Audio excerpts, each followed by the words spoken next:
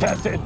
Hey guys, I'm Will from Tested. I'm Norm from Tested. We're at Maker Faire 2011. Norm, you're gonna learn how to pick a lock. Oh, I've wanted to learn this for so long. I can't wait. Let's go.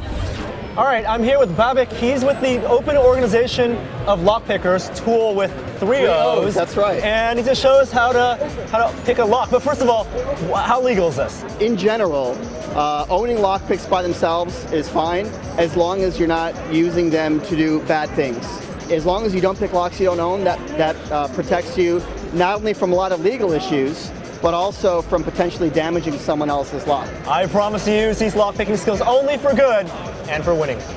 The most common type of lock is the pin tumbler lock. And the pin tumbler lock design is very easy to recognize.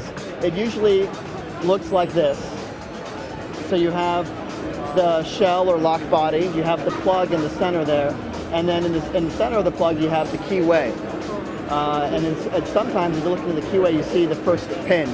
Now we've colored that in red, we call that the key pin.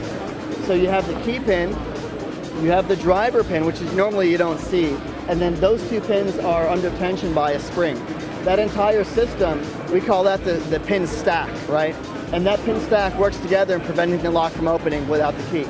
Now when you put in the key, what's happening is it's raising the pin stack until that key pin is at the right height.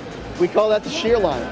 So when you're using a key, what's happening is you're actually aligning all those key pins at the shear line to allow the lock to open.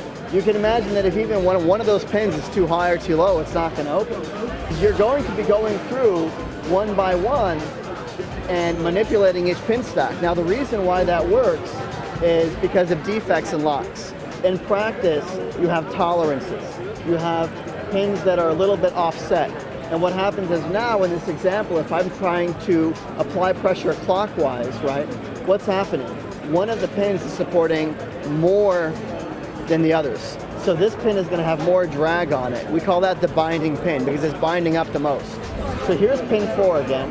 So in this example, you can see that as I apply tension in a particular direction, there's that drag of the key pin and the driver pin against the wall.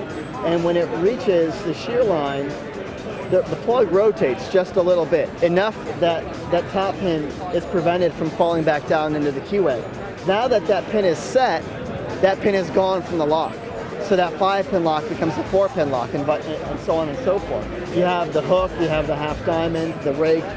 What you're going to do, you're going to place the tensioner in there. The padlocks all open clockwise generally, okay?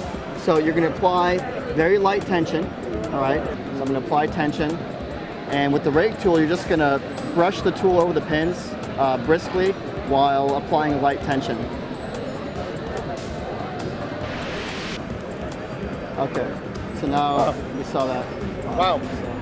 All right, now it's time for me to try my hand at lock picking. I got a lock, it's locked. I have a tension tool, hold it a very light tension, and I'm going to use the rake tool here, try to push up the pins. Feel some pins moving. As you're going in, you don't want a whole lot of up and down movement. You want like kind of these long, really flat oval strokes, right? Got it. All right, so I'm using the rake tool, not using too big motions, grist motions up, and doing a little bit of pushing. You can definitely feel these pins, trying to push them up. Oh, nice. Let's see. I rule at this mini game. Your safes are not safe, but they are. What does someone who wants to get started in this hobby need to get started? Well, you'll need a set of picks. Okay. Now, if you're at Maker Faire, you can go to the Maker Shed. They do have some lockpicks available for sale. You can also get them on our website, tool with 3os.us. Okay. You'll also want some practice locks. Remember, you don't want to pick locks that you don't own or that you rely on. So what are the easiest locks to buy to try? And then easiest locks, go to Home Depot, buy a pack of master locks. You know, master lock padlocks are, you know, very, very good starter ones. Good to know. Yeah, so I would do that. You can also look for old locks that aren't being used anymore, and you can just start using those for practicing. As long as I own them, and I don't rely on them. Exactly. Thank you so much, Bevan. That's hard to do when the camera's pointing at you. Turns out. But that Yeah. was so fun and so awesome. Let's head over to the Maker's Shed and actually buy some lock picking kit. I got this one. It was a $40 kit. Has all the tools I need. You got the tension tool, the half diamond, everything, the rake tool. The squiggly? Yeah, the squiggly line. And I got this one. It has all the same stuff, but it fits in my wallet. Emergency use only. Let's Yeah. go buy a bunch of locks and then pick them. See you guys next time for Maker Faire. I'm Will. I'm Norm. Bye. Bye.